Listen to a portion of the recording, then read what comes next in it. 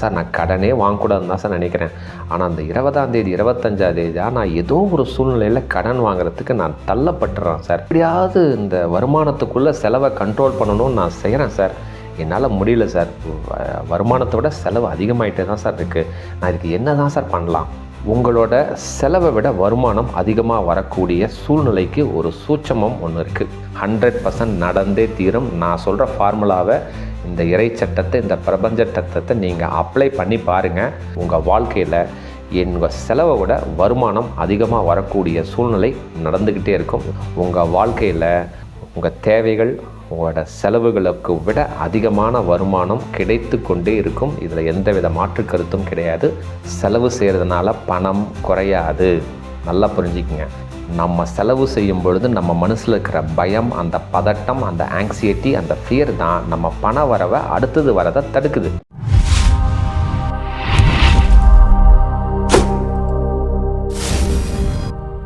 அன்பு வணக்கம். ஒரு அற்புதமான தலைப்பை நம்ம டிஸ்கஸ் பண்ணலாங்க. அதாவதுங்க சார், நான் எவ்வளவு சம்பாரித்தாலும் எனக்கு பணம் பற்ற மாட்டேங்குது சார். நான் என்ன தான் சார் செய்கிறது? இன்னும் ஒரு சிலர், சார் நான் எப்படியாவது இந்த வருமானத்துக்குள்ளே செலவை கண்ட்ரோல் பண்ணணும்னு நான் செய்கிறேன் சார். என்னால் முடியல சார். வருமானத்தை விட செலவு அதிகமாகிட்டே தான் சார் இருக்குது. நான் இதுக்கு என்ன தான் சார் பண்ணலாம்? இன்னும் ஒரு சிலர், சார் நான் கடனே வாங்கக்கூடாதுன்னு தான் சார் நினைக்கிறேன். ஆனால் அந்த 20ஆம் தேதி 25ஆம் தேதியா நான் ஏதோ ஒரு சூழ்நிலையில் கடன் வாங்குறதுக்கு நான் தள்ளப்பட்டுறேன் சார். அப்படிங்கிறவங்களுக்கு தான் இந்த வீடியோ. இந்த வீடியோவில் நான் என்ன சொல்ல போகிறேன்னாங்க, உங்களோட செலவை விட வருமானம் அதிகமாக வரக்கூடிய சூழ்நிலைக்கு ஒரு சூட்சமம் ஒன்று இருக்குது. அதுக்கு ஒரு ஃபார்முலா இருக்குது. இந்த ஃபார்முலா யார் சொல்லியிருக்காங்கன்னா, என்னோடய ப்ராக்டிக்கல் எக்ஸ்பீரியன்ஸ் மற்றும் பிரபஞ்சம் இதை தான் சொல்லுது, அறிவியல் இதை தான் சொல்லுது. இந்த சூட்சமத்தை நீங்கள் இம்ப்ளிமெண்ட் பண்ணிங்கன்னா உங்கள் வாழ்க்கையில் உங்கள் செலவை விட வருமானம் அதிகமாக வரக்கூடிய சூழ்நிலை நடந்துக்கிட்டே இருக்கும். இவ்வளோ தாங்க கான்செப்ட். ஸோ பிரபஞ்ச சட்டம் இதை தான் சொல்லுது, இயற்கை சட்டம் இதை தான் சொல்லுது, இறைத்தன்மை இதை தான் சொல்லுது, கடவுள் தன்மையும் இதை தான் சொல்லுது. இந்த ஃபார்முலா என்னங்கிறத ஸ்டெப் பை ஸ்டெப்பாக இந்த வீடியோவில் பார்க்கலாம். இதை மட்டும் நீங்கள் செயல்படுத்துனீங்கன்னா உங்கள் வாழ்க்கையில் உங்கள் தேவைகள் உங்களோட செலவுகளுக்கு விட அதிகமான வருமானம் கிடைத்து கொண்டே இருக்கும். இதில் எந்தவித மாற்று கருத்தும் கிடையாது. ஃபார்முலாவை மட்டும் நீங்கள் கேட்ச் பண்ணிட்டீங்கன்னா சூப்பராக உங்களோட வருமானம் செலவை விட அதிகமாக வர்றதுக்கு நான் கேரண்டி. ஓகேங்களா? கன்க்ளூஷன் பார்ட்டில் அதை எப்படி நம்ம ஃபார்முலாவை நம்ம மைண்டுக்குள்ளே ரெஜிஸ்டர் பண்ணணும் அப்படிங்கிற ஒரு அஃபர்மேஷனும் கொடுத்துருக்கேன். சிறப்பாக செயல்படுத்துங்க. இது செயல்படுத்துறதுல உங்களுக்கு ஏதாவது சந்தேகங்கள், கேள்விகள் இருந்தால் என்னுடைய வாட்ஸ்அப் நம்பர் 9080274280 வாய்ஸ் மெசேஜ் பண்ணுங்கள். கட்டணமெல்லாம் எதுவும் கிடையாது. நான் எப்போ ஃப்ரீயாக இருக்கிறேனோ உங்களோட டைம் ஸ்லாட் கொடுக்குறேன். நலமாக பேசுகிறேன். அற்புதமாக ரிசல்ட்டை நோக்கி நம்ம பயணம் செய்யலாம். சிறப்பாக வீடியோக்குள்ளே போகலாங்க. கொஞ்சம் ஸ்டெப் பை ஸ்டெப்பாக பார்க்கலாங்க. ஒரு உதாரணம் சொல்கிறேன். இப்போது ஒரு தினச்சம்பளத்துக்கு வேலை செய்கிறாங்கன்னு வச்சிங்களேன். அவங்களுக்கு பார்த்திங்கன்னா ஒரு 1000 ரூபாய் 5000 ரெடி பண்ணுறது ஒரு கஷ்டமான சூழ்நிலையாக இருக்கும். உண்மையா இல்லைங்களா? அதே ஒரு பெட்டி கடை வச்சுருக்காங்கன்னு வச்சிங்களேன். அவங்களுக்கு பார்த்திங்கன்னா ஒரு 10,000 15,000 ரெடி பண்ணுறது ஒரு கஷ்டமான சூழ்நிலையாக இருக்கும். இதே ஒரு பெரிய ஹோல்சேல் பிஸ்னஸ் பண்ணுறாங்க, ஒரு மளிகை கடை வச்சுருக்காங்கன்னா ஒரு 1 லட்ச ரூபா 5 லட்ச ரூபா ரெடி பண்ணுறது அவங்களுக்கு ஒரு கஷ்டமான சூழ்நிலையாக இருக்கும். அதே ஒரு பெரிய கார்ப்பரேட் கம்பெனின்னு வச்சிங்களேன், ஒரு 1000 கோடி, ஒரு 500 கோடி, 2000 கோடி, அதை அவங்க சமாளிக்கிறது ஒரு கஷ்டமாக இருக்கும். அப்போ என்ன ஒன்று புரியுதுங்க, எல்லாருக்குமே அவங்கவுங்களுக்கு தகுந்த சூழ்நிலைக்கு ஏற்ப அந்த செலவுக்கு போக வருமானத்தை நம்ம செயல்படுத்துறதுக்கு ஒரு கஷ்டமான சூழ்நிலை எல்லாருக்குமே இருக்குங்கிறத ஃபஸ்ட்டு அண்டர்ஸ்டாண்ட் பண்ணிக்கங்க. உங்களுக்கு சம்பளம் 30,000 ரூபாய். ஒரு எக்ஸாம்பிளுக்கு சொல்கிறேன். பட்ஜெட் எப்படி வேணால் நீங்கள் செலவு பண்ணணும்னு பட்ஜெட் போடுறீங்க. எப்படி 40,000 ரூபா வருது.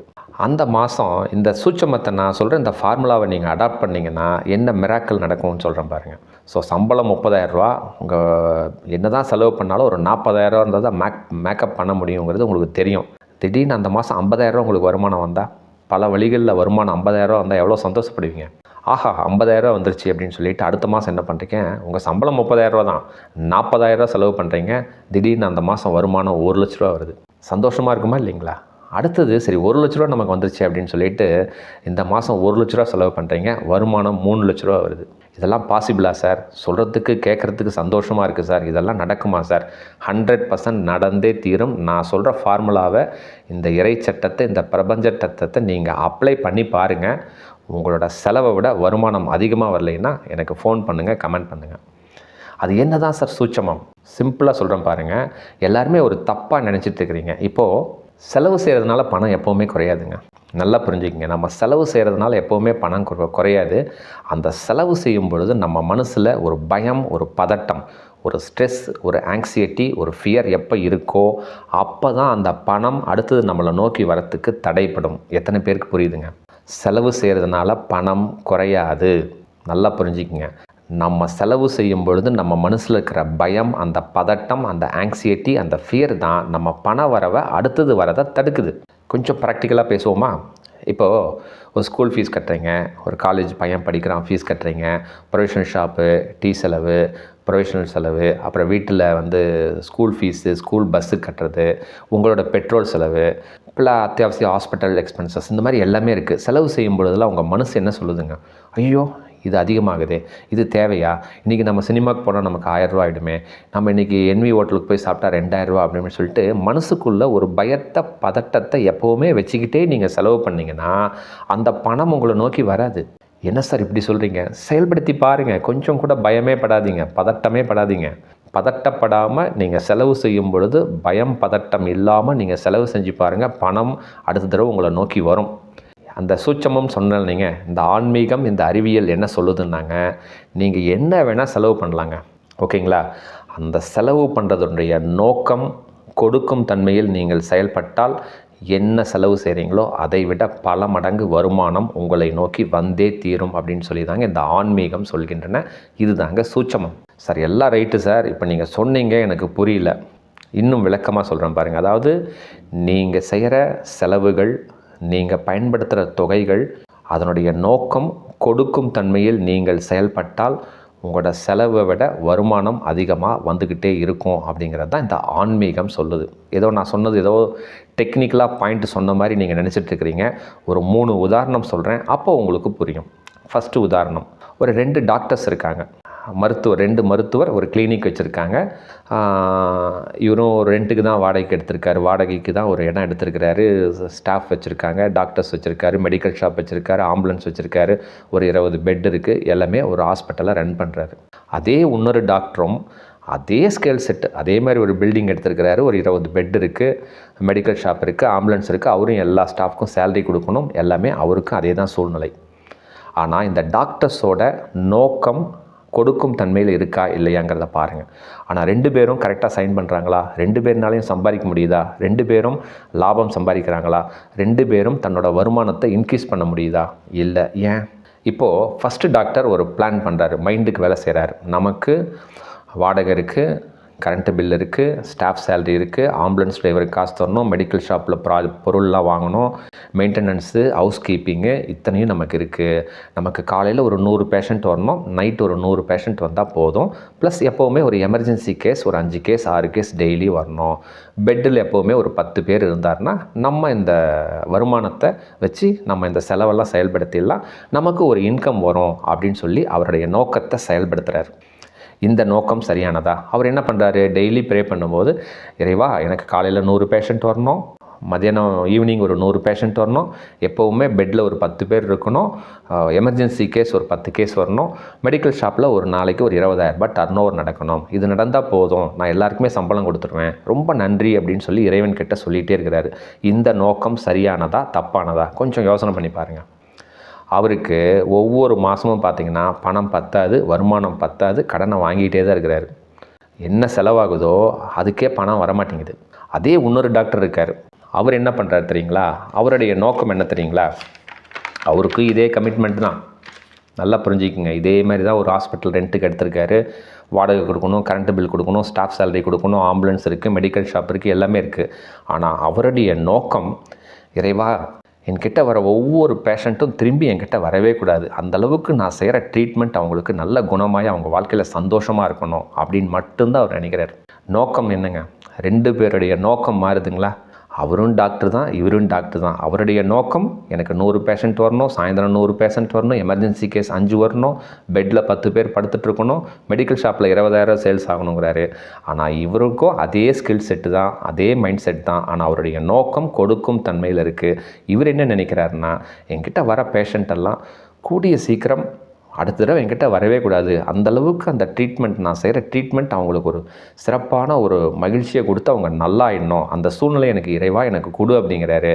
இவர்கிட்ட, இந்த 2வது டாக்டர்கிட்ட என்ன வருமானம் இவர் வருமானமே எதிர்பார்க்கல. அவருடைய நோக்கம் கரெக்டாக இருக்கிறதுனால ஃபஸ்ட்டு டாக்டர் சம்பாதிக்கிறத விட 5 மடங்கு அதிகமாக சம்பாதிக்கிறார். புரியுதுங்களா நான் சொல்கிறது?